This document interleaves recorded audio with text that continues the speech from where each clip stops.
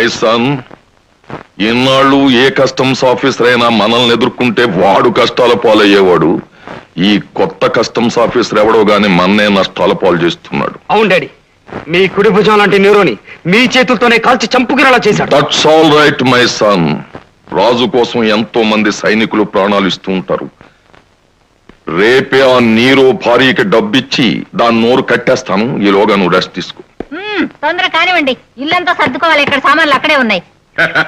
జానకి, ఇదే శత్రు దేశం సైనికుడు గుండెగా అయితే గన్ షాట్ తో కొట్టేవాడిని, కానీ గోళ్ళలో మేకొట్టడం మాత్రం చాలా కష్టం. గట్టిగా పెట్టు. Hi dad, hi mummy. అమ్మో, ఒళ్ళంతా ఈ మట్టి ఏమిట్రా? మా చేతికి దెబ్బ ఏమిటి? కంగారు పడాల్సింది ఏం లేదు మమ్మీ. అసలు జరిగింది ఏమిటంటే, ఠాయిరో,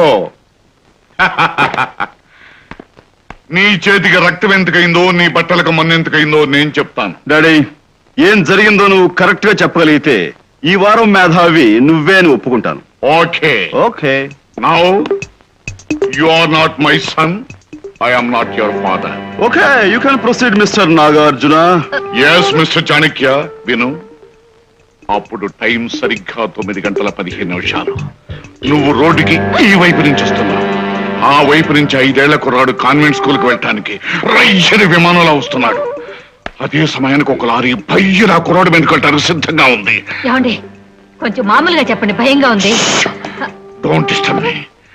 నువ్వు బుల్లెట్ లాగా దూసుకుపోయి అమాంతంగా కుర్రాడు వాటేసుకుని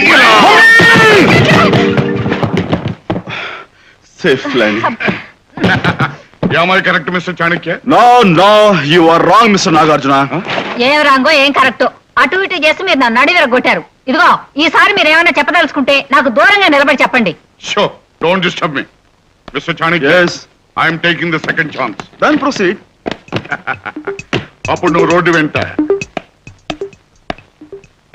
ఇలా స్టైల్ గా నడిచి నిలబడ్డావు. అక్కడ ఒక అందమైన అమ్మాయి సిగ్గుతో తల ఉంచి నిలబడింది. అప్పుడు భయంకరమైన రౌడీలిద్దరు అమాంతంగా, మమ్మీ నువ్వు దూరం వెళ్ళిపో. Don't disturb me. నువ్వు ఆ రౌడీలిద్దరి మీద పడి అందుకే నీ పట్టకమన్నా ఉంటుంది. ఏమై correct mister Chanakya? You are wrong mister Nagarjuna. Still wrong? Still wrong. Mister Chanakya, I'm taking the last chance. Then proceed. ఏముంది, నువ్వు కస్టమ్స్ ఆఫీసర్ కదా, ఎయిర్పోర్ట్ లో ఎవరో స్మగ్లర్ కనబడి ఉంటాడు, వాడి మీద పడి చిత్తకొట్టుంటావు. అందుకే నీ పట్టకమన్నాయి. Now it is the right Mr. Nagarjuna.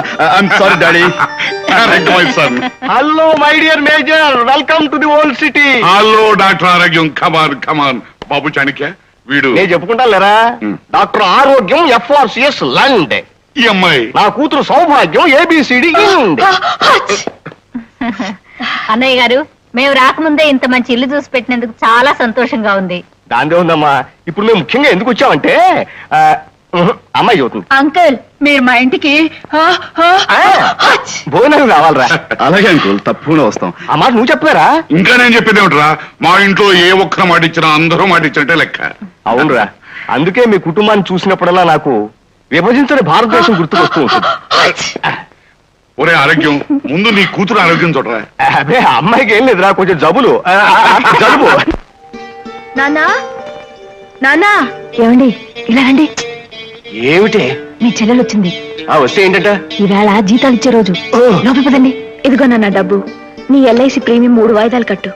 Shashi, ఎందుకమ్మా నెల నెల వాయిదాలు కట్టి నీ కష్టార్జితాన్ని పాడు చేసుకుంటావు? ఆ డబ్బు ఇలా ఇచ్చి వేలకు సంపాదిస్తాను వ్యాపారం చేసి. వ్యాపారం? మా శవాలతో చేస్తావురా నువ్వు వ్యాపారం? బ్యాంకులో డబ్బు కాజేసి ఆ డబ్బుతో జూదం ఆడి బంగారం లాంటి ఉద్యోగం పోగొట్టుకున్నావు. నా ప్రావిడెంట్ ఫండ్ అంతా దానికే కట్టేశాం. మళ్ళీ ఇప్పుడు డబ్బిస్తే ఏ ప్యాకెట్కో తగలేస్తావు. అవునన్నయ్య, నాన్న LIC డబ్బు నువ్వు ముట్టుకోవడానికి వీల్లేదు. ఎందుకు వీల్లేదు నాకు తెలిసే. 2 ఏళ్ల తర్వాత ఆ పాలసీ మెచ్యూర్ అయ్యి డబ్బు చేతికొస్తే దర్జాగా మొగుడిని కొనుక్కుని ఇంట్లోంచి చెక్కేద్దామని నీ ప్లాన్. వీళ్ళకి పెళ్లిళ్ళు కూడాను. అదిగో, కట్నం ఇవ్వకుండా మొగుడిని వదిలేసింది ఒకటి ఇంట్లో ఉండగా వీళ్ళకి పెళ్లి అవుతుందా? చూడండి ఎలా నవ్వుతుందో. మనం ఏం మాట్లాడినా లెక్క లేకుండా ఉంది. పదండి పోదాం. అమ్మా శశి, అంతంత మాటలు పడుతూ ఎలా నవ్వగలుగుతున్నావమ్మా? ఆకాశంలో ప్రయాణం చేస్తూ ప్రమాదం జరగబోతుందని తెలిసి ప్రయాణికులకు నవ్వుతూ ధైర్యం చెప్పే ఉద్యోగం నాన్న మాది. నా దృష్టిలో గగనంలో ప్రయాణించే విమానానికి త్రిశంకు స్వర్గంలో ఉన్న మన కుటుంబానికి తేడా లేదు నాన్న. శశి, కాఫీ తీసుకో. అన్నయ్య అన్న మాటలకు బాధపడుతున్నావు అక్కయ్య. బాధపట్టు, నా నిత్య కుర్చాల్లో ఒకటైపోయింది.